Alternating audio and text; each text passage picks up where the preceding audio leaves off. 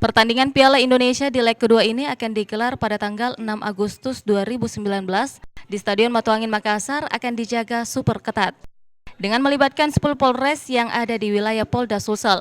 Untuk mengantisipasi kericuan jelang pertandingan nanti, 5.000 personel akan turun mengawal langsung jalannya laga Piala Indonesia antara PSM versus Persija pada tanggal 6 Agustus mendatang. Sebelumnya, pertandingan yang akan digelar antara PSM versus Persija pada hari Minggu 28 Juli lalu sempat ditunda lantaran pihak Persija merasa tidak aman bermain di Stadion Matuangin. Dan kini pertandingan leg kedua akan kembali digelar pada tanggal 6 Agustus 2019. Kurang lebih 5.000 personel kita siapkan nanti. 5.000 tetap. 5.000 personel kita siapkan.